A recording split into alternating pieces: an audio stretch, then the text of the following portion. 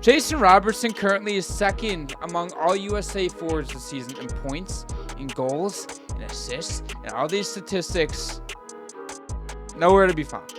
Nowhere to be found. And I have heard the argument that Team USA did not choose him because they already have so many guys that are like Jason Robertson on this team. Like you said 6 million times, you're not building a team to win 4 playoff series in the playoffs to get 16 wins out of a possible 30 2-week whatever. tournament. 2-week tournament.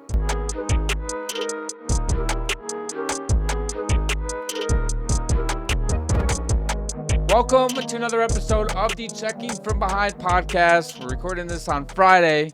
It's coming out Sunday. 2 days. It's January 2nd, 2026. We're in fucking 2026. Happy New Year, everybody. Happy New Year. And it's going to be a banger of a year, right? Well, yeah, because the Sabres are in a playoff spot. That's why. And not only that, but also you have the Winter Classic playing right now. Who cares? Why are we doing this? I'm not going to go in depth with it, but come on. Winter Classic, not on New Year's at 8 p.m. in Miami. I don't think this is a hot take here. I think the Winter Classic should only be held in cold climate areas and it should be outside. Yes. Make it like an outdoor football field, baseball field, fucking soccer field. Any outdoor stadium, it should not be held where it doesn't snow in the winter. Hold on. First off, has there ever been a Winter Classic that has been hosted in Canada? Not like a Heritage Classic or Stadium Series. They got to do that. There's only been one Canadian team, I believe, in a Winter Classic. That's the Maple Leafs. Yeah. They played the Red Wings. And I know they have like their old Heritage Classic thing, so maybe that's why. But like that could be a reason too. Totally. I think that's why. It's like Canada has their own kind of thing. That makes sense. But yeah, I think it should only be if you want to do the weird stadium things. That's what the Stadium Series is for, right? Yeah. If you want it, like next year, they're having one in AT&T Stadium with the Dallas Stars. Like that's fine. If you don't want to do random state, like they did the one in LA a few years ago at Dodger Stadium. They did one in Anaheim. Yeah, they're outside. Yeah, which is cool, really cool. And back then too, that was like with the LA one and the Anaheim one. That was one of the first ones that they actually went like in a warmer climate and did it. So it was a big. And it was also it was outside and it went well. It was really nice. It was great. The jerseys were sick. That's okay. Stadium Series do that. Like what was the Winter Classic last year? Was that the one at Ohio State or was that a Stadium Series game? That was one Ohio State, with the Blue Jackets. I think it was the Blue Jackets or the Red Wings. Yeah, right? It was. Yeah. That was pretty sick. Yeah. Those atmospheres are sick. Yeah. Oh, yeah. A huge college stadium like that when they had the one in Michigan too, like the biggest stadium in the United States.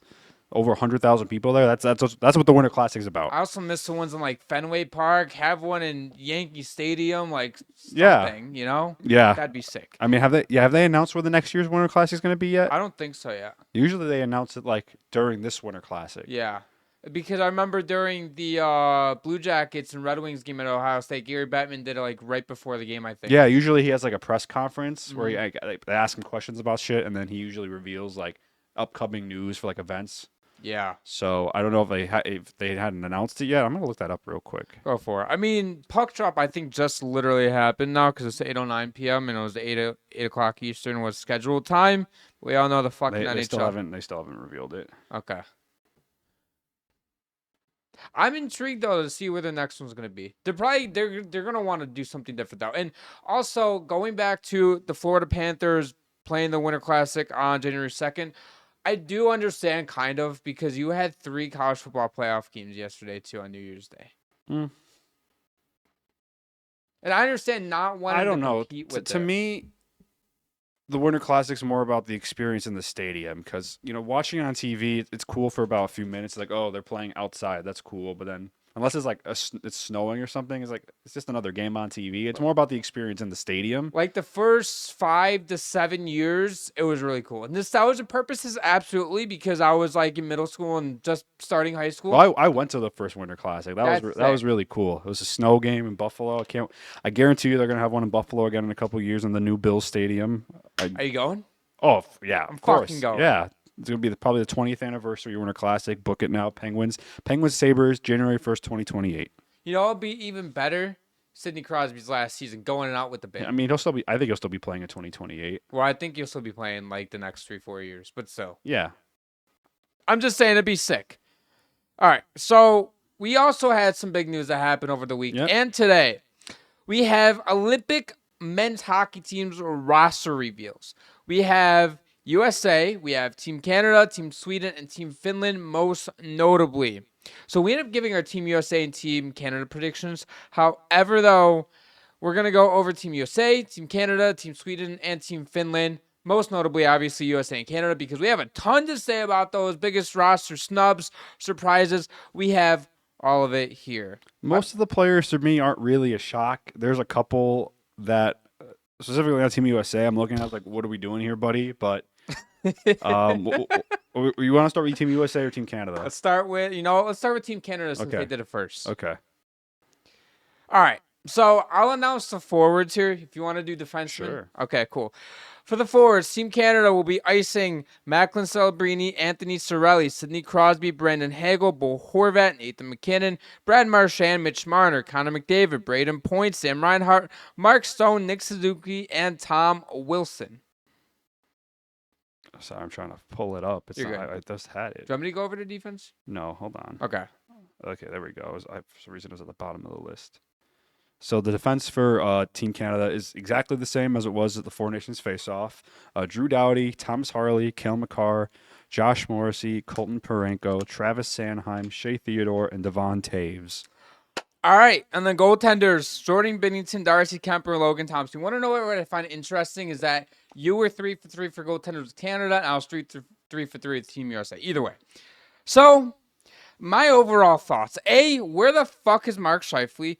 B, I love Macklin Celebrini on it. Okay, I understand also with Anthony Cirelli, like, he's a great defensive forward. This is more of a situational pick. Anthony Cirelli, I think, should be on the team. He is. Yeah. I would still take Mark Scheifele over Cirelli. Now, it's not saying Cirelli isn't deserving. I'm not just going to nitpick him. So, but outside of that, though, I'm not shocked by anybody else, too. Tom Wilson, I didn't project and predict that he was going to be on Team Canada, but we had a discussion about it because you had him last week that he's like the perfect player for Team Canada. Mm-hmm. He can score. He's very physical. He can make plays. He's very situational. He has a lot of situational awareness when he's on the ice. You're still talking about Cirelli, right? It's Wilson. Okay, Tom Wilson. Yeah, Tom Wilson earned a spot on this team. I didn't want to just single out Cirelli because I don't want to dog on him because he made the team. But this team, though, like, I like it. The fence, a little shaky, I think. I know a lot of people were a little surprised that Drew Doughty made the team. I necessarily wasn't. I thought veteran player on the team. He'll probably be like the 7th defenseman, I'm guessing. I'd be shocked if he played a lot. The real eyebrow raiser for me on the Canadian defense is two guys. One is, my main one is Colton Parenko. I don't think he has any business being on this team. He's having a horrific season. He's having the worst season of his career. And granted, I understand he's coming off, I believe, a career season, if I'm not mistaken. But this season, he just hasn't been great. And oh my God, who's Doug Armstrong is the general manager of Team Canada, and I understand wanting to pick your guys and stuff, but he also said nobody played their way off of Team Canada from the Four Nations roster. I think Colton Parenko 1,000% did, but that's just because I know these teams have this philosophy is like we're building a team where we have guys with specific values and traits. Mm-hmm. I'm of the opinion that you should be building a team with the best guys that are right now. Yes. And Colton Parenko, in my opinion, is not one of those guys. Travis Sanheim, too, like, I understand a little bit more than Parenko.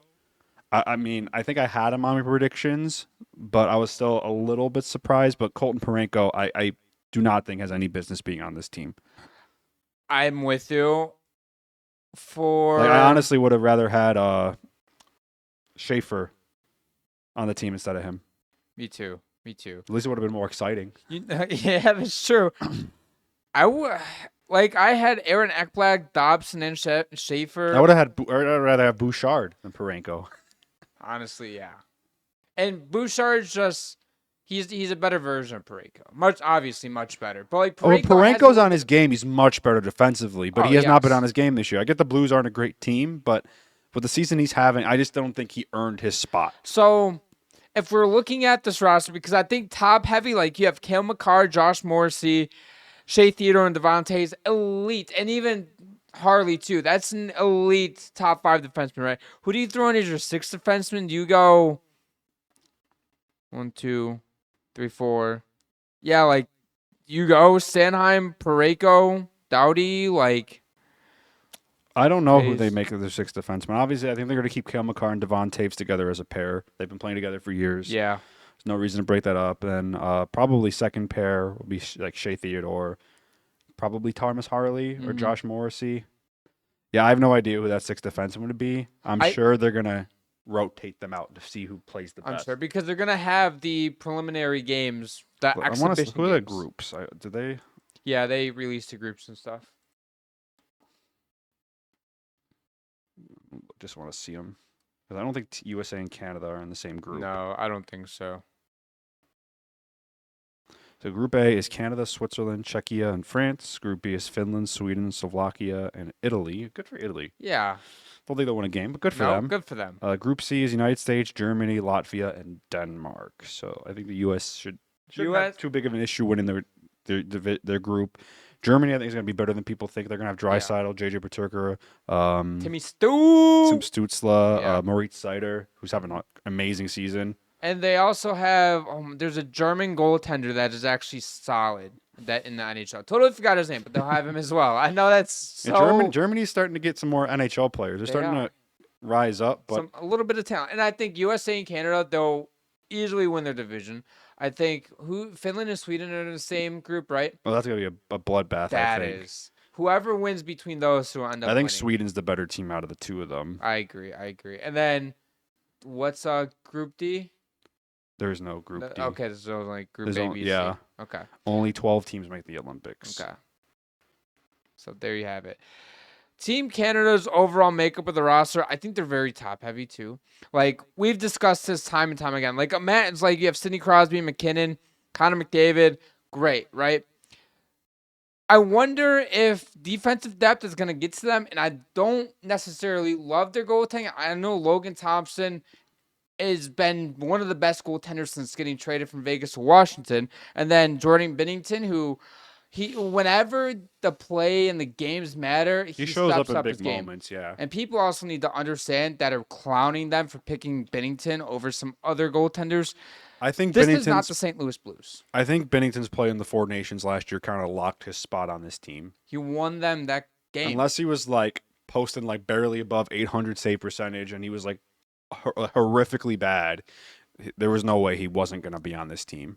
And I do believe he will be the game one starter, unless anything. I think it should be Logan Thompson, but Binnington he proved in the past that he could show up for these big moments. Unless during the preliminary games where Binnington shows something else where he just isn't great, then I would pivot over to Logan Thompson. Because Logan Thompson absolutely deserves this spot. Mm-hmm. I don't know why he was not on the Four Nations faceoff. Actually, it was politics. Not going to get into that.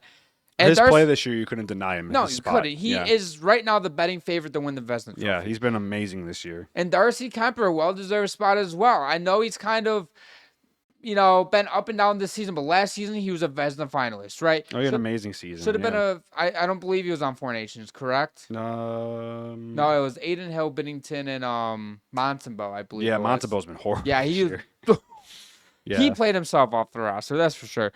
But Kemper, though, this season, he's been more consistent towards like the last half of his games played. So well-deserved, right? This team's stacked. They should end up in the gold medal game. No ifs, ands, or buts. And if they don't, it is kind of a disappointment. Well, I think they're going to have all the pressure on them. I mean, Team Canada always has all the pressure on them. I mean, when was the last time they didn't win the gold medal? Like with NHL players, I mean. Oh, they won it. Did they win it in 2014? Yep. And obviously they won it in 2010. Yeah, I don't know off the top of my head, but I mean, I think they're going to rely heavily on this forward group. I think this is they're going to have an interesting matchup with Team USA because I think USA's defensively is much stronger. They're on the blue line. They're better goaltending. But at the end of the day, like they have Connor McDavid, they have Sidney Crosby, they have Nathan McKinnon, Celebrini's been a dog, Mitch Marner. Like they have so many great skilled forwards. Like I don't care how good USA's blue line is. It's Connor McDavid. And you know what? Their top three lines are all skillful, offensive, elite players in this league, right? And then your fourth line will probably have Tom Wilson, Anthony Cirelli, and Bo Horvat. Yeah, that's going to be a tough line to play against. That's going to be a very tough line to play. And they can score, too. Yes. Or even if one of those guys are scratched, somebody gets hurt, you're basically losing no talent with inserting them in the lineup. Yeah, I mean, it's going to – who would you have be the scratches? That I think that's the hard part. Honestly, I think Celebrini has to work his way into play time. He's a 19-year-old. I get he's been awesome this year, but he's the young gun. I think he's going to have to – he'll have a chance to play in some of the preliminary round games, probably against some of the weaker teams to see what he could do and earn that ice time. Oh, he's going to have to earn it. If he comes out – I don't know how many preliminary games these teams get, but maybe it's against one in each group or whatever, like against your teams. But I don't think they get any. I'm talking about like the group play. I don't think they get any warm up games. No, yes they do. Oh, they do. They get a couple, yeah. Okay. At least from my knowledge, unless I was looking at the World Juniors, which I could be completely wrong. Are you looking at it real quick? Yeah. Okay. But in group play though, like if they play a weaker team in the division, could throw Celebrini. Yeah, they just there. go right into round robin. Who's in their group again? Sorry, I keep fucking forgetting. Hold on, let me pull it back. Because if they play one of the weaker teams, like I understand Celebrini, he is third in the league in points right now, right? They're with Switzerland, Czechia, and France. So they, I believe. Throw him in against France, if you really want to. Yeah, I think they're gonna mess around. Usually, you mess around with like a couple of the bottom 6 slots before you get into the round, like the actual medal round, like the playoffs section of it, because then those are win or go home. I mean, it is important to win your group, of course, because I think 4 teams make it out of the group stage. Yeah, it's either 4 or 5. I believe it's 4, unless it's top 2 in each group. I know if you win your group, you move on to the next round. And I think they maybe take the next top 2 teams. Yeah, or something okay, like yeah, that. It might be 8 teams. Because the Olympics are way different than the juniors. I know the juniors, it's only 4 teams. 6. I don't know. I think for the Olympics it is 8. I don't want other women. I'm going back to the roster real quick. I looked it up. There's 2 players that I think you could end up scratching, which aren't bad scratches at all. I think Celebrini and probably this is a tough one. Mark Stone. I mean, I would play Tom Wilson, Nick Suzuki. Sorelli is on the team for penalty killing purposes, for his role, for his defensive play. He can win faceoffs. He is guaranteed probably to be their 4th line guy. Yeah, he's not going to get benched. Yeah, he'll play. Yeah. And I think Bo Horvat, he's going to be competing for a 4th line spot. He's been really good this season. For the guys I see like rotating on the 4th line are probably like Mark Stone, Tom Wilson, and Bo Horvat. Like I think those guys will be swapped around. I think Tom Wilson should be a full-time player, though. He should be. If I had my pick, I would do Celebrini and Stone. So this team, I'm impressed by it. This is pretty much what we all expected, except a couple of oddballs in and out, etc. Do you have any surprises or any snubs of this team at all? Obviously, you went over a couple of your surprises there on the blue line. I think Seth Jarvis should have been on the team. He should have. Straight up. I think he should have been on the team. I know he's hurt right now, but the reports are he's going to be healthy before the Olympics started. He was on the 4 Nations face-off team. He should have been on this team. He's an unreal scoring, playmaking winger. And he's tenacious, too. Like, he's a dog. He's feisty. Yeah. He gets to the dirty areas. He has a great shot. He finds his teammates with open passes. And he is going to be an injury replacement, but that doesn't make the case any better. And somebody else that I will bring up, I don't think that I didn't have him on my team, but Connor Bedard being compared to, this is like leaving Sidney Crosby off the 2006 Olympic roster. Bedard, great offensive player, right? If he had more defense to his game, I think he would have a better case to it. But you have already a bunch of players like Connor Bedard on the team that have a better offensive ceiling as of right now, this instance for this tournament, and can play better defense than Connor Bedard, which is why he's left off. Like, that's why you have a Bo Horvat over him, because he's been good offensively, maybe not as good, but he's much better defensively. Sorelli, I covered 6 million reasons why he's on the team right now. Tom Wilson, same thing. Mark Stone, same thing. All of those guys have in common. There are big physical guys that will play on the fourth line. And Connor Bedard didn't have a role inside the top three. And if he was on this team, he would have probably been a scratch anyways. He is an injury replacement per report, so that's fine. But also, there are reasons why some guys like Connor Bedard are left off this roster. Nothing wrong with it. I'm okay with it. I understand the snubs. I do have a big issue with not having Mark Scheifele on the roster. I think Sam Bennett should have been on the team too. I thought so too. Because he's another tenacious guy. Shows up in big moments. He won the Conn Smythe last year. Just a tough guy to play against. I think it's going to be so important. Like after the round robin games, like in the bracket section of the tournament. You know what? Part of me thinks that Team Canada did. Part of me thinks that Team Canada ended up choosing between Tom Wilson and Sam Bennett. Probably. You could have had both. You can have both. If I'm gonna be honest with you, one of the two guys I probably would have swapped out for Sam Bennett is either Bo Horvat or Nick Suzuki. To be honest with you, I probably would have did Bo Horvat. Yeah, I love Nick Suzuki. I don't know what my obsession is with Nick Suzuki, but he's a very underrated two-way centerman. So that's I don't think he's underrated. I mean, and if you talk to a Canadians fan, he's the best player in the league, right? Him and Cole Caulfield. And Lane Hudson, dude. I'm not gonna get into it. Canadians fans, if you guys are listening and watching this, he's not better than fucking Jake Sanderson. Quit it. Jake Sanderson can play defense. Yes. Lane Hudson's been better at defense. I will give him credit, but not as good as Jake Sanderson. All right. Let's go over to Team USA now. This is where my boys, okay? First off, forwards. We have Matt Boldy, Kyle Connor, Jack Eichel, Jake Gensel, Jack Hughes, Clayton Keller, Dylan Larkin, Austin Matthews, JT Miller, Brock Nelson, Tage, the greatest goal scorer in NHL history, Thompson, Brady Tkachuk, Matthew Tkachuk, and Vincent Trocheck. And then on defense, we have Brock Faber, Noah Hannafin, Quinn Hughes, Seth Jones, Charlie McAvoy, Jake Sanderson, Jakub-Slavin, right? Yeah. And Zach Rowensky. Goaltenders, Connor Hellebuck, Jake Ottinger, and Jeremy Swayman. Starting with the forwards here. First off, okay? Gotta acknowledge Tage. Fucking love it. I'm so happy he's on the team. Fucking love it. When I heard the report that Emily Kaplan said that Tage Thompson was on this roster, I was like, let's fucking go. I have a reason to watch Team USA even more now. Number 2, okay. I'm not going to disrespect anybody. They're in the NHL. They're playing for their country, okay? I'm sitting here in front of a fucking microphone, right? However, JT Miller, Brock Nelson, Vincent Trocheck, they have absolutely no business being on this team. Vincent Trocheck is having a down year. He was on the Four Nations face-off. Didn't really do much there. I don't know why he's on this team. Love you, Vinny, okay? But you can make same argument for JT Miller, who's not having the greatest season ever. I don't know. I don't think either of them should have been on the team. You can make more of an argument, I think, for JT Miller than for Vincent Trocheck. And another issue I have.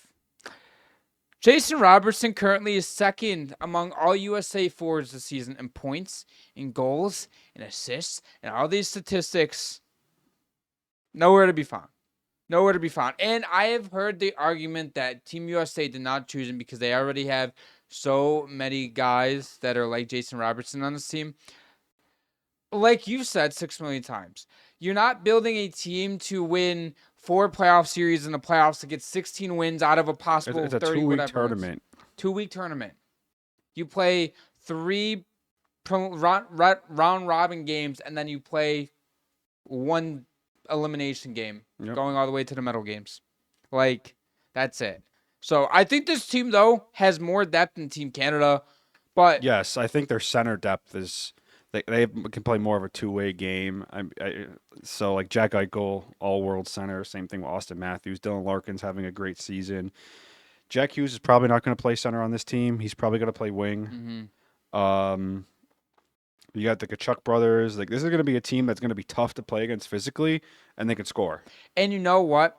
You have the skill guys like Jack Eichel, Kyle Connor, Jack Hughes, and Austin Matthews. And then you have the tough guys. You have like guys who are big power forwards. Well, some of them aren't big, right? But Dylan Larkin, you have Tage Thompson, Brady, and Matthew Tkachuk. Those are 4 guys that can use their body and are physical and are feisty. And I know Dylan Larkin's like, maybe 6'2" or something like that.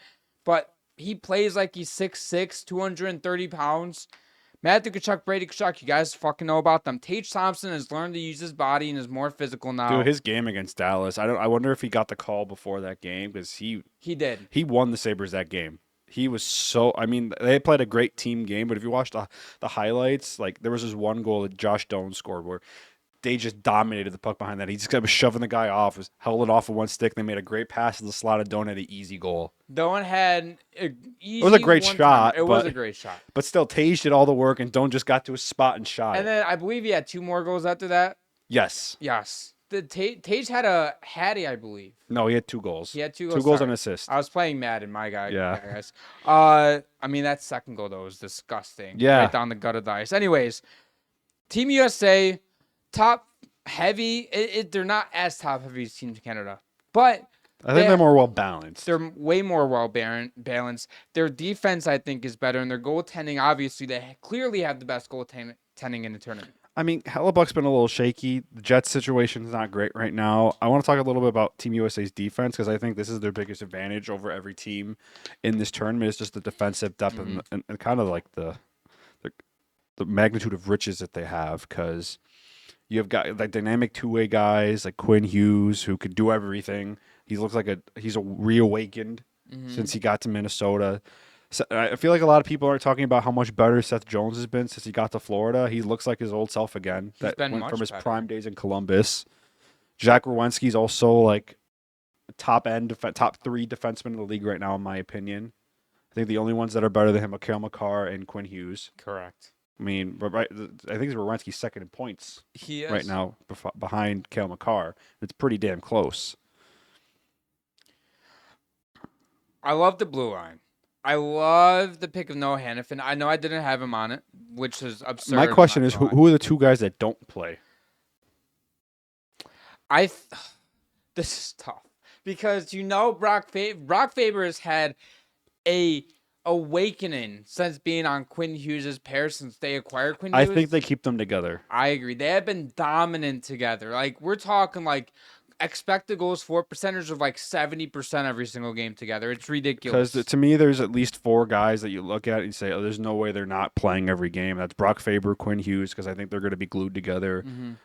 Zach Rowensky and Jakub Slavin, because a lot of people's like, why is he on the team? He's a shutdown defenseman. That's why he's on the team. Yes. You know what's crazy? I think you can throw 2 other guys in there, and Charlie McAvoy and Jake Sanderson too.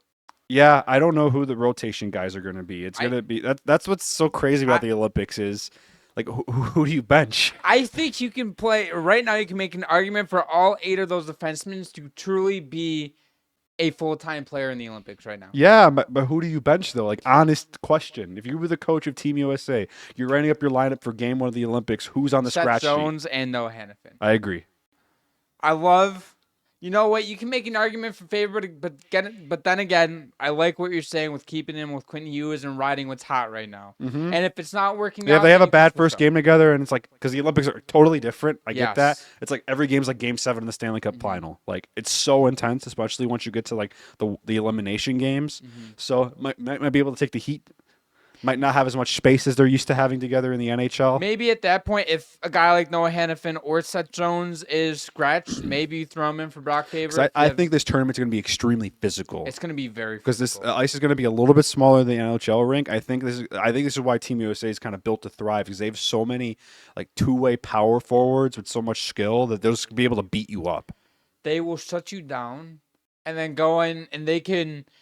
If there's a defensive breakdown, they can have a goaltender bail you out. Because you look at Team Canada, it's like they have all the fast guys, McDavid and those guys, but they're not gonna have as much space. I get guys like McDavid don't need a lot of space, but neither do the guys on the other team. That's true. And if it's one less step to close a gap, and they're gonna knock you on your ass, Team USA is definitely gonna knock you on your ass, especially one of the Tkachuk brothers. They'll fuck you up. Oh, I mean, I hope they don't pull that ridiculous stunt like they did last year. The fights? Yeah, I think that was silly. I understand the hype and like getting the atmosphere to you, but like it's the Olympics, man. It's different. Like I get last year was a little bit of a different thing. I don't see that happening. I think that was a little bit of a clown show moment. I get maybe 1, but 3. I remember we were streaming that game and going fucking bananas. It was crazy. It was crazy. It 3 straight was. fights to start a game. That was ridiculous. Yeah, I don't think that's gonna happen again. You know what? I love when I believe it was Brady got to the P box and they slapped each other up. They're like, "Go, let's go!" And that fired me up. I do have a couple more issues though. Where the fuck is Adam Fox too? Yes. That's the guy that I also forgot to mention with Jason Robertson. I'm gonna be honest with you. I think if Minnesota did not trade for Quinn Hughes, I don't think Brock Faber would have been on this team. Thinking that maybe it's Adam Fox over Brock Faber. I think his play the last few weeks since acquiring Quinn Hughes is because he was kind of having a down season before, and then obviously when you're playing with one of the best defensemen in the league, it's going to elevate your game, and I think that kind of cemented his space on the team. I mean, when you're playing with a guy like Quinn Hughes, who is already been named to Team USA's roster, and Brock Faber is kind of looked at as like a bubble guy, and then you're going out. It does help that his GM is the GM of Team USA. Sure. And he's watching it firsthand. He's like, these two are fucking disgusting together. Like, Brock Faber's coming on the team. That's kind of why Devin Taves is on Team Canada, because he's so good with Makar. And not to discount him as a great defenseman, but he plays better with Makar. Oh, he does. Yeah. They've been a pair for years. Yeah, and they just have instant chemistry. And that's hard. And on an Olympic team, when you have guys from all these different teams, to have that kind of continuity is super, super important. When you have two really good players that play together on the same line on the same team for years too, or even if it's weeks like Quinn Hughes and like I said, continuity matters. It does. Because this is a 2-week tournament. Chances are very little guys are going to build chemistry. You have 4 or 5 practices and you hop right into the real thing. Yep. Right? Like, there's no preseason games. You just hop right into round robin play. And I know Chris Drury he tried to make a push for Adam Fox, but eventually just wasn't able to make the decision. And I know. But who do you take off for him? Like, you really can't. Like, I would say probably Noah Hannafin or Seth Jones. I think Seth Jones should be on this team. I would. I mean, I had him on the team, so I'm not going to say he doesn't. Yeah. I mean, I was still surprised that Adam Fox didn't make the team. But forward-wise, this is a guy I think for sure should have been on the team. That's Alex DeBrincat. He's having a great season. I get, he's a smaller forward. It's the same argument people make for Cole Caulfield not being on the team. Undersized sport. He's a sniper. Fucking can pick any corner of the net. Give him 6 inches in the back of the net. Yeah, like he has a super quick release. Like you could have made an argument for Cole Caulfield or DeBrincat to be on this team, especially when Vincent Trocheck makes the team. That's why I have an issue with that. I have a big issue with that. Yes, I hate the whole aspect of Team USA, especially, is doing this compared to Team Canada, being like, we need situational guys. I understand that for certain aspects, right? You're not putting Vincent Trocheck out there in the gold medal game. No. You know for what? For any important moment. He's going to play 7 minutes and 12 seconds in the gold medal game. He's a penalty kill specialist. Okay, if you're in the gold medal game against Canada and you're shorthanded with 4 minutes left and you're up by a goal, you're not putting Trocheck out there. You're putting top dogs. You're putting Jack Eichel out there. You're putting Matthews out there. You know what? Even tie game 2 or down by 1 late against Team Canada gold medal game, you need a goal. Guess what? Trocheck's not seeing the ice. He's not. He's probably not seeing the ice for the third period. Yes. Like, oh God! If he even dresses for the game. Oh, that's true. And if it goes to overtime, he's not playing. Maybe for a face-off or two to let one of the big dogs catch their breath. We're dogging out. Win the face-off, get the fuck off the ice. Oh yeah, that's true. I mean, you're not wrong. Because you said the situational guys, but how? But in what situation are you going to put Trocheck out there over Jack Eichel? Exactly. Unless Eichel's completely dead. Or Dylan Larkin. You have better centers. Dylan Larkin, guess what? He's a penalty killer. Yes. Guess what? You know what? Tage Thompson is. Brady Tkachuk, Matthew Tkachuk. Brock Nelson. I'd rather have Brock Nelson out there for a penalty kill than Vincent Trocheck. You can make an argument that Brock Nelson has a bigger role on the team than Trocheck. Brock Nelson will play every game. He will. He will be dressed. You want to know 2 guys that won't be dressed? JT Miller and Vincent Trocheck. I think JT Miller has more of a chance to play than... I don't think Trocheck... I think he'll play a game or 2 in the round robin.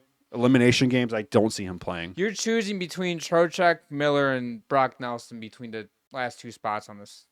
Sorry, the last spot. I don't know. I feel like there's a number of guys could be in that mix for not dressing. I think you look at the 2 new guys in forwards too, and Tage and Clayton Keller. Yeah, that's valid. I think Tage, Clayton Keller, Tage, they're both bigger guys. They can use their body more. Those 2 players though can also be used in more situations, but also I think also game matchup too. I think those are huge for game matchup. If you need somebody who can use their puck and win puck battle, use their body and win puck battles, if maybe a little bit of a faster team and transition, etc. you're facing against, you throw out Tage Thompson, Clayton Keller, whatever. Like, again, those two guys are two guys that could depend on game matchup. But I also make the same argument for that as I made against Victor Trocheck is like, are they going to be out there in a big moment? So we're looking at this as because big moments wise, you're gonna have Eichel, Connor, Gensel, Hughes, Larkin, Matthews, etc. Those guys, right? But is there let's say, okay, let's bring it back.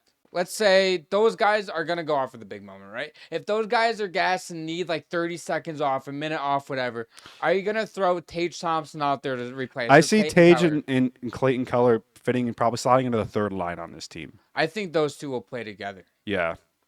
Because, I mean, the top six of this team is ridiculous. It's disgusting. Because, I mean, with Jack Eichel, Kyle Connor, I don't know, Gensel a line.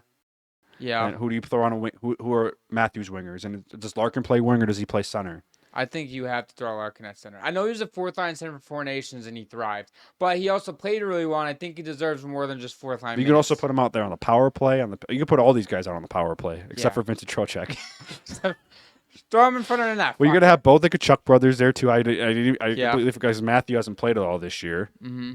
I think he's close to getting ready to play, though. He's probably going to play a few weeks before the Olympics starts to get his legs back under for the Panthers. I think the difference between Tage and Keller and the other guys that are kind of battling for those last few spots in the lineup is you can throw Tage out there on the left wing, right? You can throw Keller as the guy that's either the bumper guy or below on the power play. I think that's what can be a difference. And those two guys can also penalty kill, where Vincent Trocheck win faceoffs and penalty kill, and that's it. But he's not going to be out there to penalty kill a big goal like we talked about, right? I don't think he'll be dressing in a big game. Yeah, I don't think he'll dress at all unless there's an injury. No, he'll probably play a game or two in the round. They're probably going to be rotating guys out in the bottom six just to see what lines work, what doesn't, because that's kind of what those are for. No offense to the other teams in Team USA's group, but I think the only team that will give them a problem is probably Germany. That could be a good game. I mean, I don't think Latvia is any slouch either. They have some NHL players there too. The World Juniors, they just gave Canada a good scare. Mm-hmm. I know, two completely different things. They got smacked by Sweden today. Yeah, Miss Sweden, they beat USA too. They're good. Yeah, they are. They are. So they might be the favorites to win the World Juniors. They should be. Yeah, but I'm super pumped for the Olympics.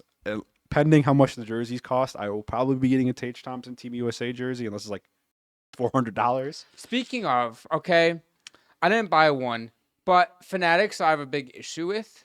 I've always had a big issue with them, right? Oh yeah. I on December 4th, I placed an order for a Ben Kindle jersey for Nate for Christmas. He really loves that guy, huh? Yes, he does. It said it arrived at the post office like December 14th or 5th and said like 7 to 10 business days. So I'm like, perfect. If it's a day or two late, not a big deal. So I let Nate know. And then I get an email on Christmas, like 5 a.m. Hey, by the way, your package got like intercepted at transit because it was like Did they have to go through customs? No, it wasn't through custom. It was like they thought it was like a weird postage thing or whatever, so I'm not able to get that package. Like They have to do another one? So they had to repackage another one, send it over, and I'm not getting it till the end of January. Are they giving you any money back? They're giving me 30% discount. Sorry, 30% off for the current order, so I'm getting 30% Oh, okay. refund. I thought it was like 30% off your next order. I was like, no, I'm not ordering from you again. I reworded The one that. time we got my dad a Darlene jersey a few years ago from Fanatics, and they sent him a fucking Predators jersey that had Darlene on it. And I was like, they know something we don't. Are you being for real? Yeah. That's It's like, did he get traded? Like, what's going on here, Fanatics? Yeah. 2 hours later, Darlene's been traded to the Predators. Fanatics a few years ago when Tage Thompson made the All-Star game, I pre-ordered a jersey thinking like, oh, I'll be here before the All-Star game. It showed up a month after the All-Star game. Like, are we being for real? Like, what are we doing here, guys? Come on. This is a $250 jersey, and you can't get it shipped here. It takes you 3 months to make it. Like, Are you like? It's frustrating. I mean, Nike is the one making these jerseys, so maybe I don't know if they're going to be selling them through Fanatics or you have to buy them right through Nike, but hopefully they'll be a little bit better. Nike's usually pretty good about these things. Yeah. So Adidas was good about it, and then obviously. Well, the Adidas stuff you still had to buy through Fanatics. Yeah, but it was better. Better quality jerseys. Yeah. I mean, I don't think the Fanatics jerseys now are that bad. They're pretty much the Adidas jerseys. I don't like the fans. Like they're real more expensive. I don't like that. But brutal. Anyway, we got a little off topic there. Let's talk about team. You want to do Sweden first? Yeah, let's do Sweden. Okay. Because I like their roster. Very underrated roster. Yes. Starting with the forwards, Jesper Bratt, Leo Carlson, Joel Eriksson Ek, Philip Forsberg, Pontus Holmberg, Adrian Kempe, Gabriel Landeskog, Elias Lindholm, William Nylander, Elias Pettersson, Ricardo Carl, Lucas Raymond, Alexander Wenberg, and Mika Zibanejad. And then they're absolutely, I'd say, probably loaded blue line is Rasmus Andersson, Philip Broberg, Jonas Brodin, Rasmus Dahlin, Oliver Ekman-Larsson, Gustav Forsling, Victor Hedman, and Erik Karlsson. And then their goaltending, Philip Gustafsson, Jacob Markstrom, and Jesper Wallstedt. You know what? This team's actually really good. I think they can end up competing for a silver medal. Possibly even gold. I'm not even joking with you. This team is really good. They have the star power. They have the goaltending. Gustafsson has been a brick wall. Wallstedt has been a brick wall as well. You have Dahlin, Anderson, Forsling, Hedman. And forwards-wise, you have Jesper Bratt, Leo Carlsson, the stud, Eriksson Ek, William Nylander. This team can compete for a gold medal. Mm-hmm. I don't think that's overreacting at all. There was a couple surprises for me. I think one of the oddballs out was Alexander Renberg from the San Jose Sharks. Mm-hmm. I mean, I don't really pay attention to the Sharks a whole lot, so I'll be honest with you. So he might be like a dog on that team, and I don't even know it. So if you're a Sharks fan watching this, please flame me if I'm wrong. I'm sure you will. But I would have rather had William Eklund on the team. Would have rather have William Eklund. Yeah. I thought he deserved the spot. Yes, I agree with you. And Matthias Ekholm was a little surprising for him not to be on the team. Matthias Ekholm, I was kind of shocked. One guy who I'm really shocked that's on the team is Pontus Holmberg, too. Yeah, that was probably a little bit of an eyeball raiser. Just a little bit. This roster as a whole, they're underrated. Philip Broberg made the team. How mad is Edmonton for letting him go? I know they kind of had almost basically no choice. They could have kept one of them. They decided to let both of them go. Dahlin, stud. Ekman-Larsson, great offensive player. I think there are two kind of guys on the blue line that are clear cut.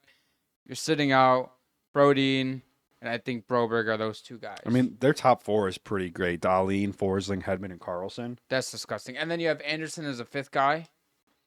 That's good. That compares to Canada's.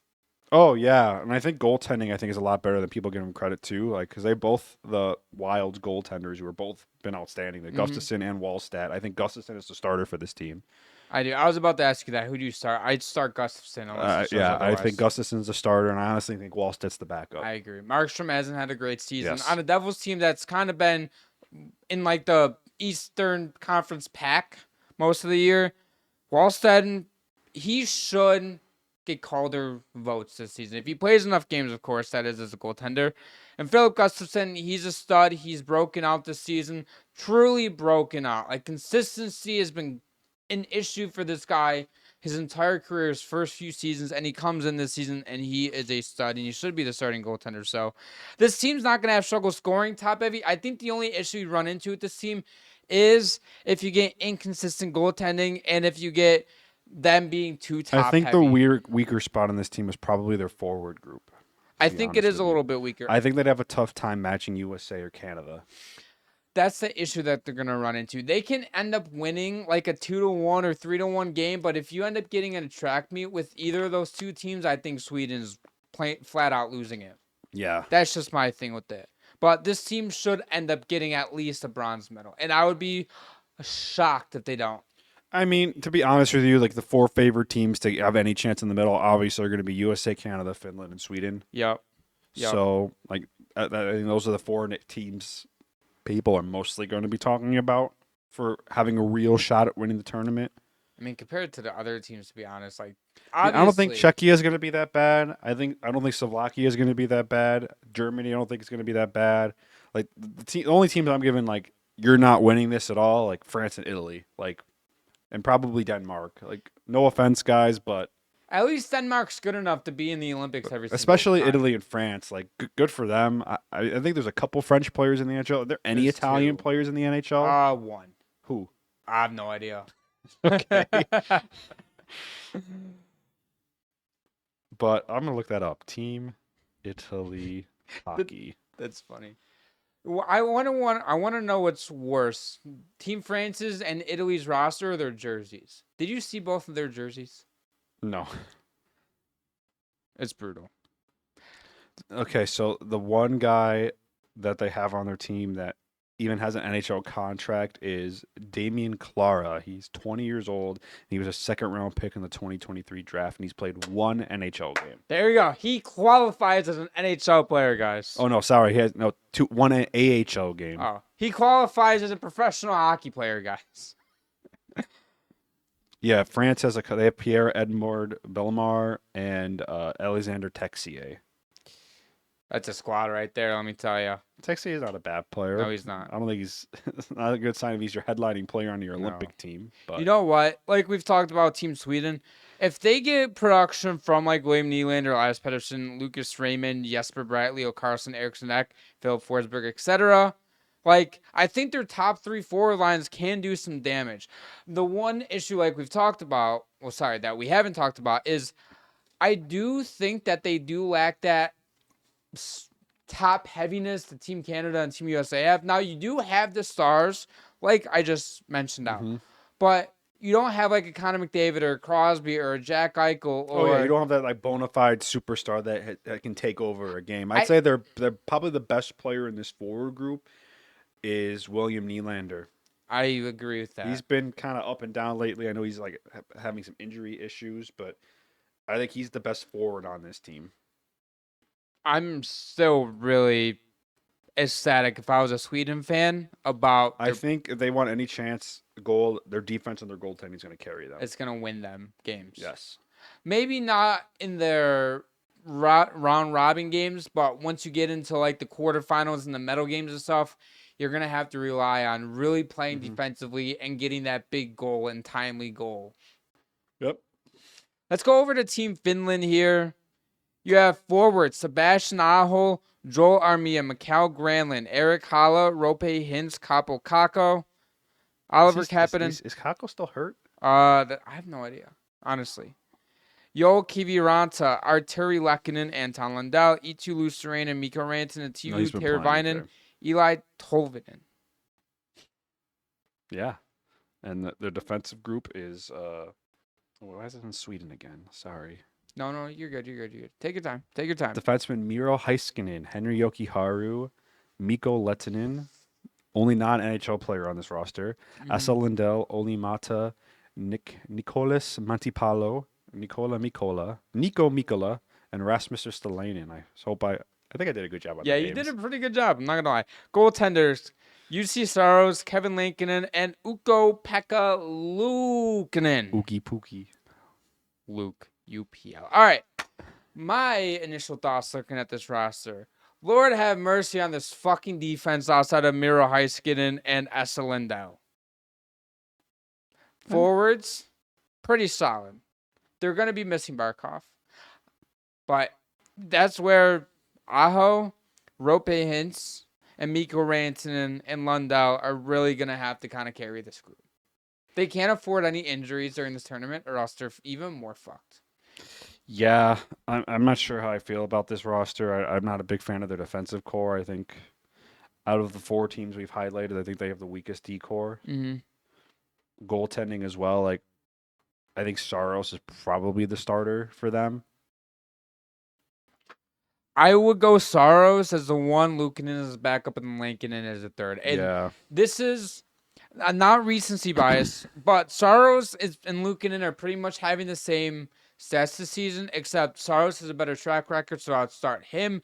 Luukkonen is a number 2 because A, he's getting hot right now. He's been playing a lot better. He has as of late, knock on wood. And then B, Kevin Lankinen has like an 860 save percentage this season. Yeah. I mean, at least he's really good in the shootouts, though. He's, I think, 17 out of his last 17 in shootouts. Odd stat. But I will say, like, the one thing they have on this team is they have like a superstar forward that can take over a game and Mikko Rantanen. Yes, they do. That's the one player that if they end up upsetting USA, Canada somehow, or even Team Sweden, I think that Mikko Rantanen is going to have a huge part in that. We're talking like 2 goals, couple assists, like that type of game for him.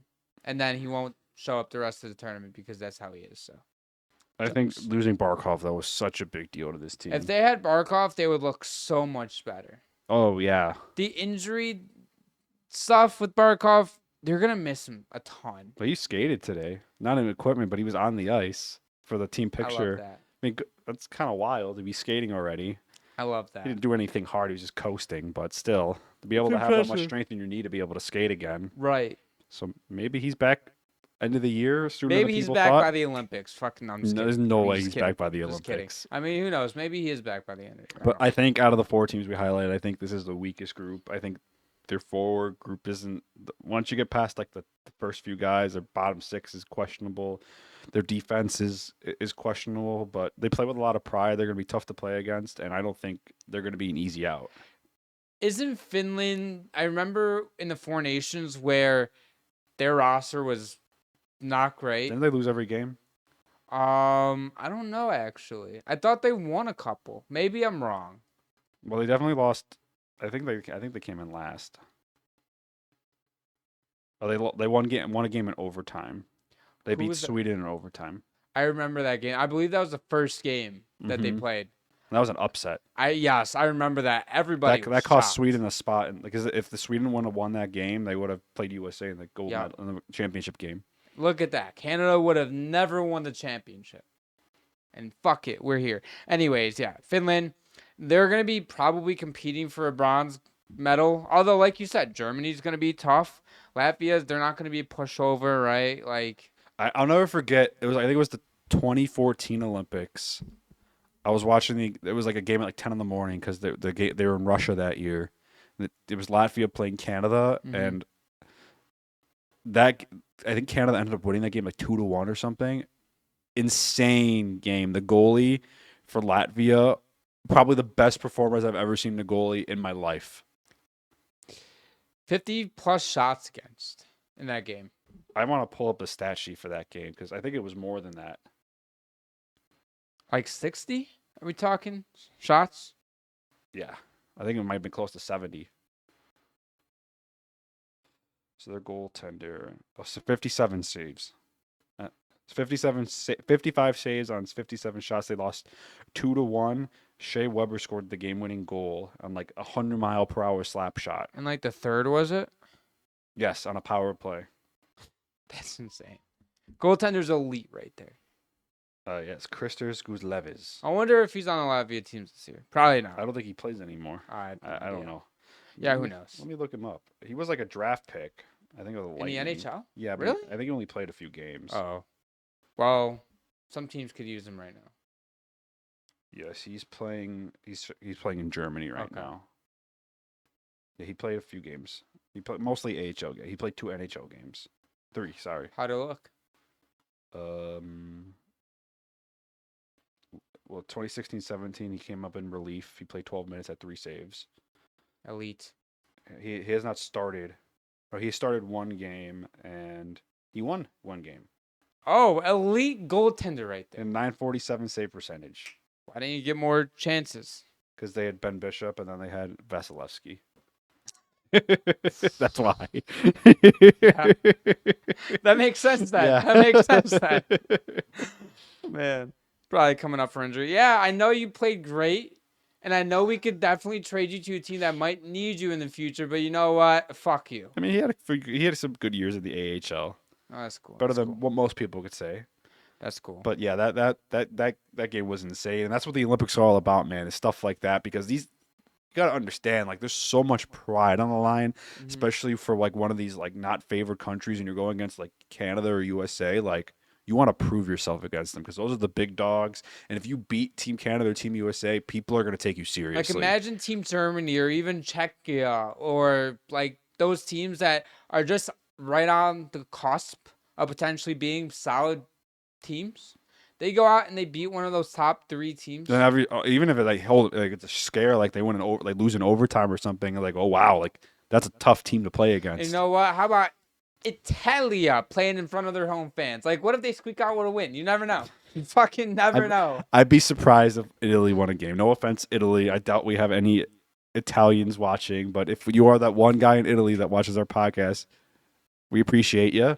But I don't think you guys are winning a game.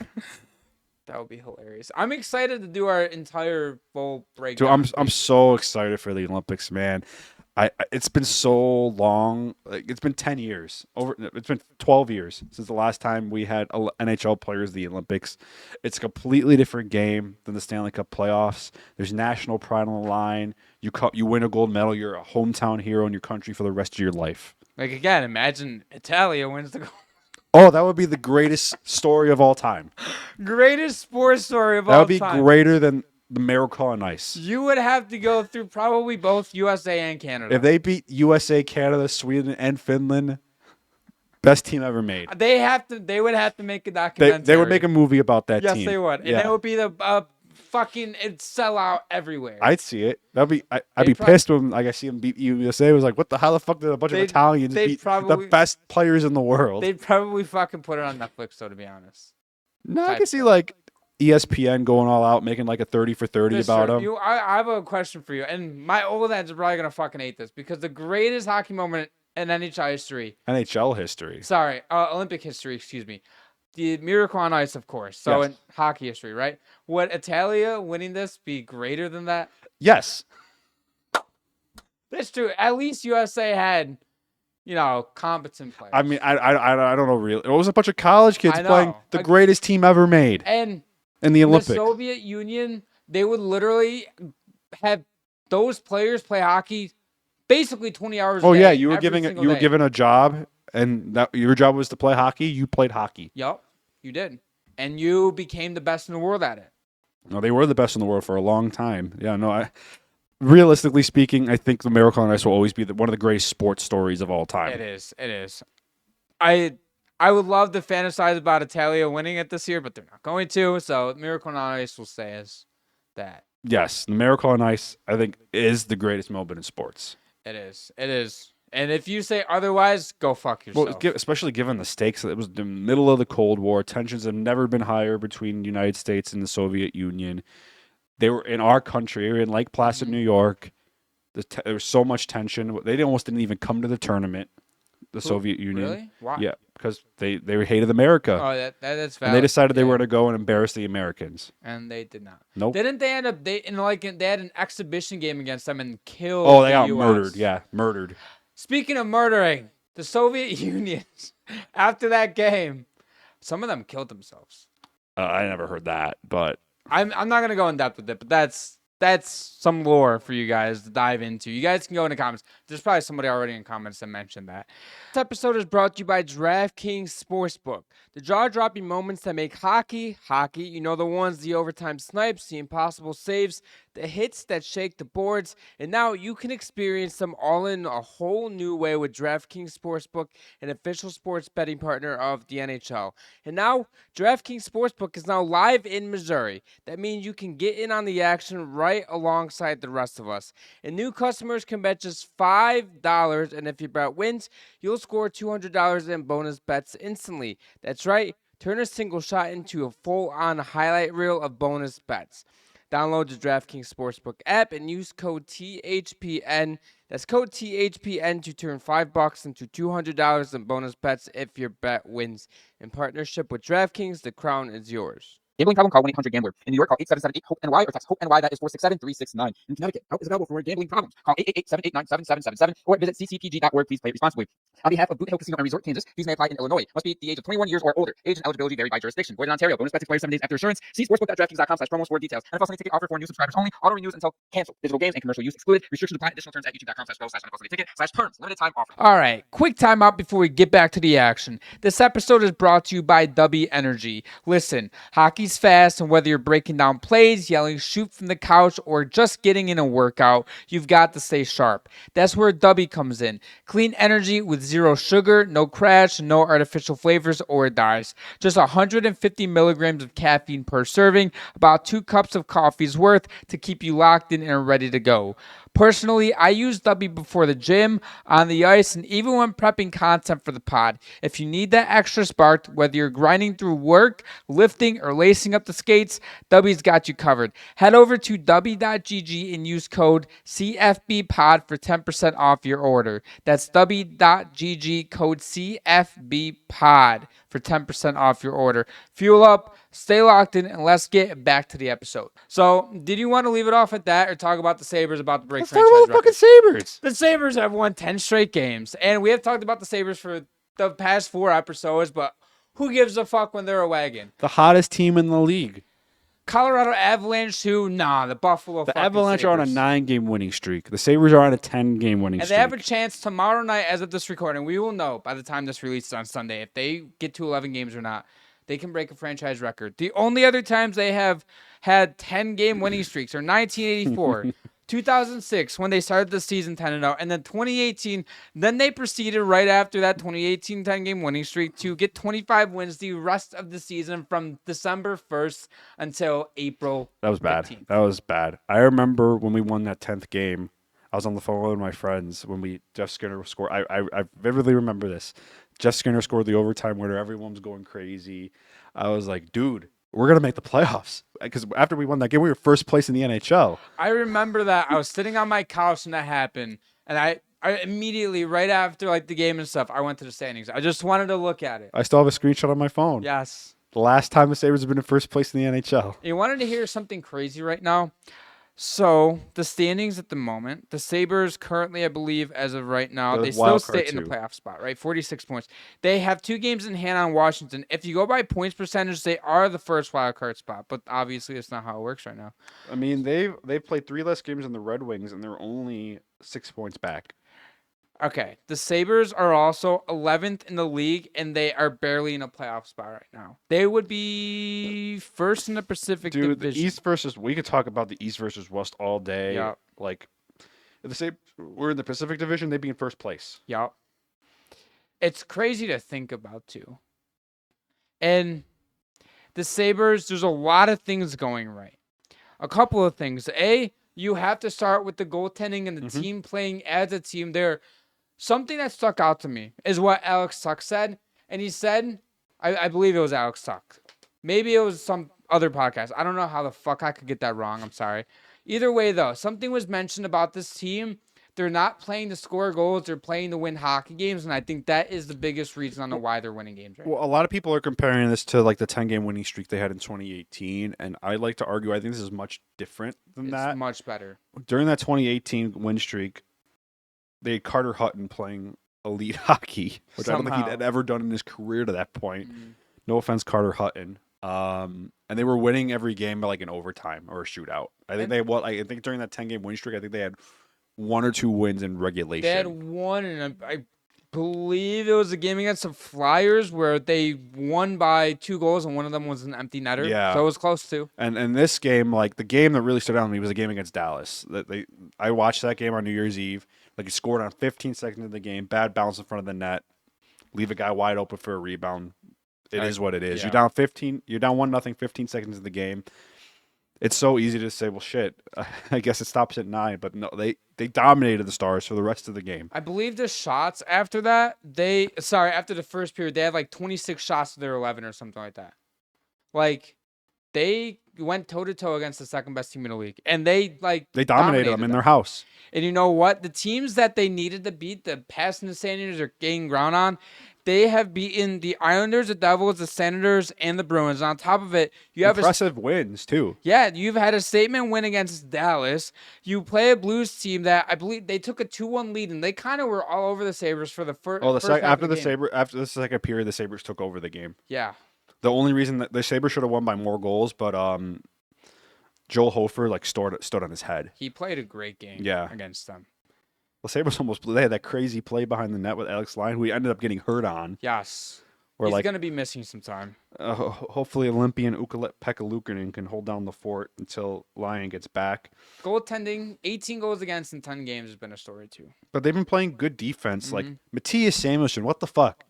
Where is his name on Team USA's roster right now?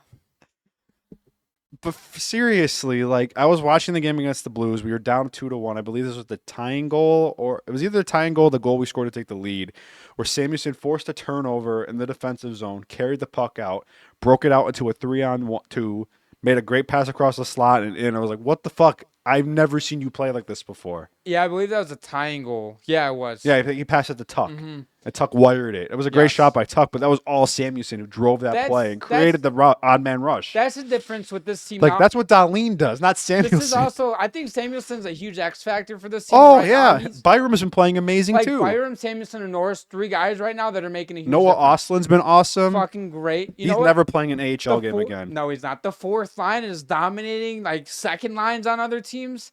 Like, Lindy Ruff is giving these guys, like, 13 minutes a night some games. Well, they're dominating physically, and Peyton Krebs is actually stuck in pretty well in the first line. You know what? Peyton Krebs may not be an offensive threat, but you know what he is? A fucking dog.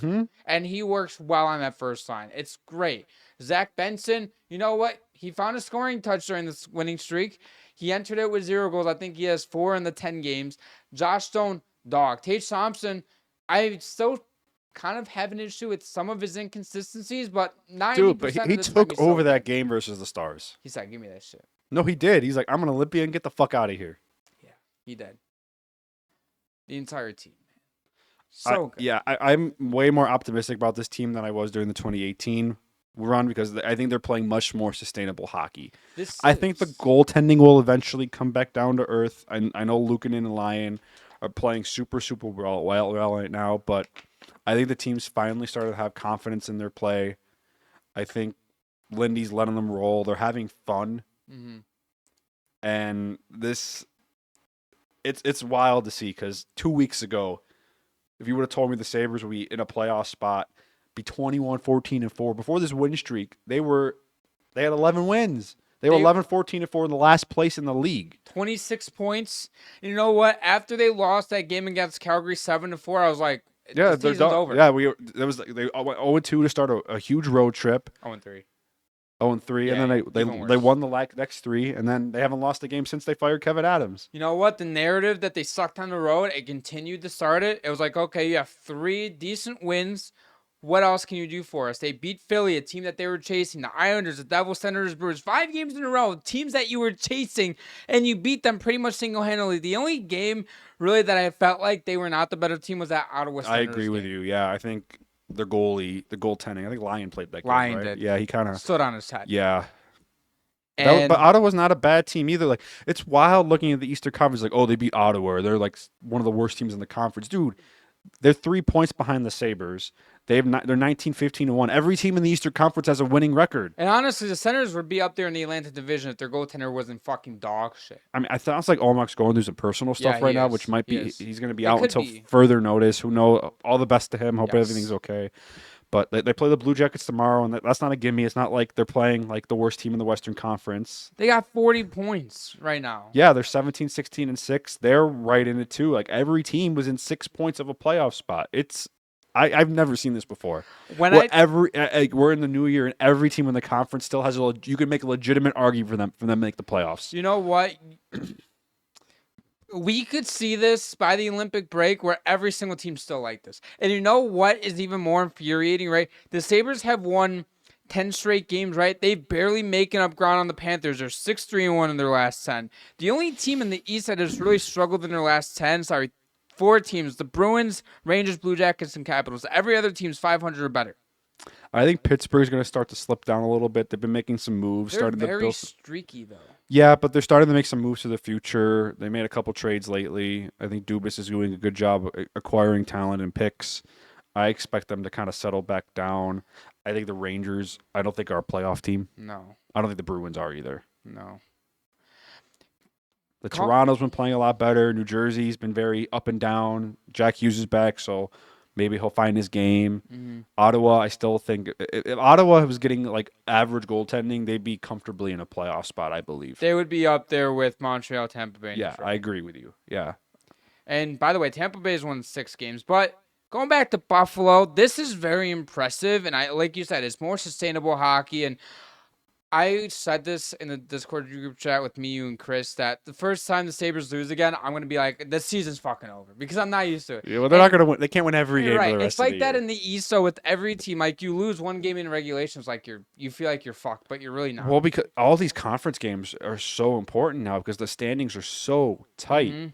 Because you have any chance to build any distance, like you want to beat all these teams in regulation. Yes, you do. You Like, know what? You know Western Conference, who cares if you give up, like, goes to overtime? It doesn't really affect you in the as long long as you run. get a point. But if you're like the Sabres, you play the Florida, Toronto, New Jersey, Ottawa, you want to get 2 clean points on them. Yup.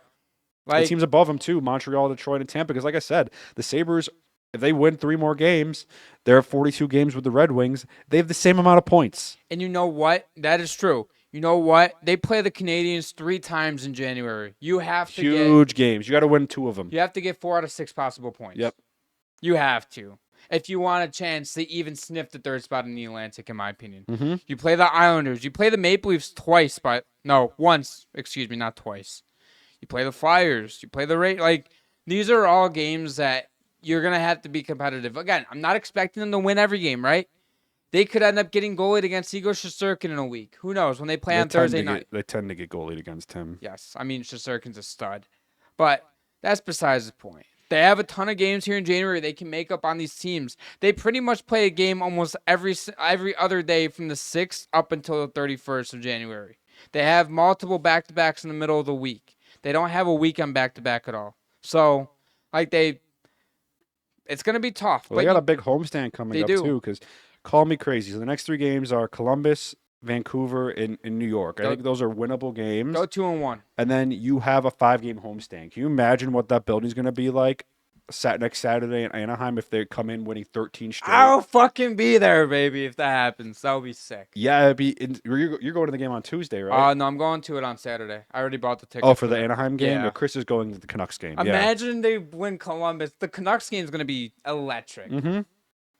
I mean, I got my 5-game mini pack. Mhm. A little annoyed because me and Chris bought a 5-game pack on Tuesday Okay. because we were like, you know what? We want to go to games anyway. They've been playing better, and if they make the playoffs, you still get priority access. Correct. And then they announced today is like, oh, the mini pack plus, where if you pick 5 games, we'll give you the last game against the Stars for free.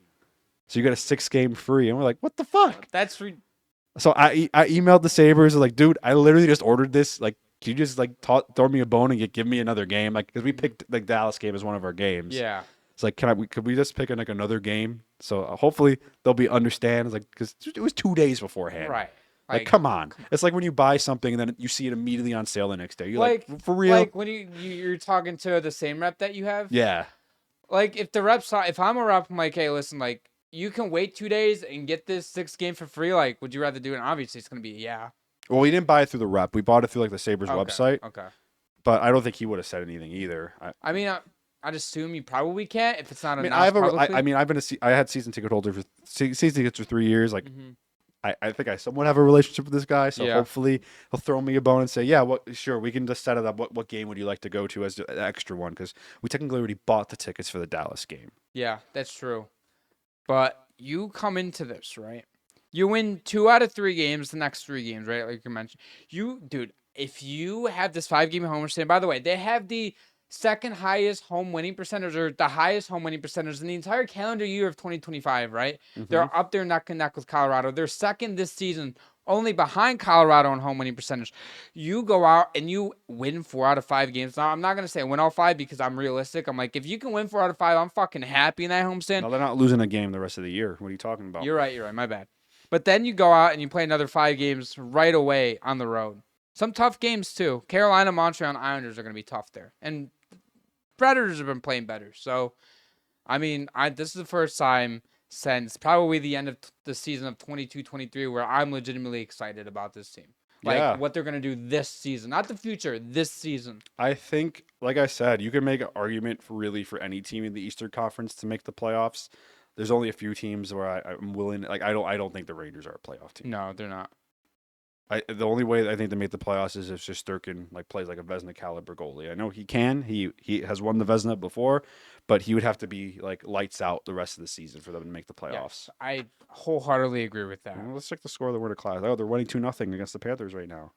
Ooh, that's huge for us. End of the first, they have 6 shots on net and 2 goals. Look at them. Their offense is picking up. I'm gonna laugh if Trocheck scored both the goals. That's huge for us. We need the Panthers to lose in regulation. Not that it really matters because the Rangers Trocheck has are 0 also... points and 2 penalty minutes. You hate watching Trocheck right now. Dude, I don't think he should be on the team. Bros hate watching. I love that. Who started for the Panthers? Was it Bobrovsky? I'm assuming it was. Whew. Yeah, Bobrovsky. You know what? Prediction here, okay? I saw a prediction. Somebody say this on Twitter, and I'm here for it. Top 3 teams in the Atlantic Division, no order. Detroit, Montreal, and Buffalo. They said that. Fucking eat it up, dude. I would eat that up. Montreal versus Buffalo will be a fun playoff series. You know what also would be I think Detroit and Buffalo would be very fun, too. Yeah, no, Buffalo kind of has Detroit's number. A little bit. Montreal low-key has Buffalo's number. Oh, yeah, they do. But Montreal is just a fun team to watch, though. They are. They're just so dynamic. They're great. They have good goals. Jakob Fowler is a stud over there. I don't know, man. This is the first time in years as a Sabres fan that I've genuinely felt optimistic about this team. It's not cautious optimism. It's like, oh, we have the East is wide open. I'd say the team that's probably there's no team I'd say that's really running away with the conference right now. I would look it's insane how tight everything is. I would look at the East right now and I'm like, as long as you get in, anything can happen right now. There's not one clear favorite in my opinion right now. And I love Carolina. I love Florida. But there's not one clear favorite right now in the East. I think maybe a team might separate them later in the season, but right now, no. If Florida makes the playoffs, they have to be a favorite. Yes. Yeah, because I don't think the Panthers care what seed they are, who they play, where they have to go. They just need to get in. Yes, they do. By the way, I want to shout out a certain commenter. I don't know their name, but the comment on all of our episodes. They're a real one. Congratulated us on the Sabres 10-game winning streak when they won against Dallas. Thank you. Are they a Stars fan? No, Rangers fan. Okay. Sorry, we've been dogging on the Rangers, man. Just a little bit. They probably already. But do you think Trocheck should be on the team? You probably what don't. Are we doing? Yeah. Turn your bias off for a second. Do you think he gives the USA a legitimate shot to win a gold medal? They're very unbiased too, which is they talk about the Rangers very unbiased. Understand that the Rangers are probably not making the playoffs. So. They're not a regular Rangers fan then, because most Ranger fans don't shut the fuck up. Dude, they are annoying. I mean, no offense. Almost every team's fans are annoying. By the way, before we wrap things up here, okay, I want to discuss with Paul Bissonnette personally. I want to FaceTime call him and ask him why he's hopping on the Sabres bandwagon. Because the Leafs haven't been great this year. Dude, he's a media guy. It's his job. Oh, fuck his job. I understand your job completely. Well, I guess there's a TNT game coming up on the Sabres schedule, and I guess Biz is going to be in between the benches that game. And he said he's got to interview Lindy Ruff, and he's afraid to interview him. Because he was calling for his job and all this stuff. And he's like, I hope Lindy doesn't listen to the podcast because he might punch me in the face if I ask him a question. Yeah, God.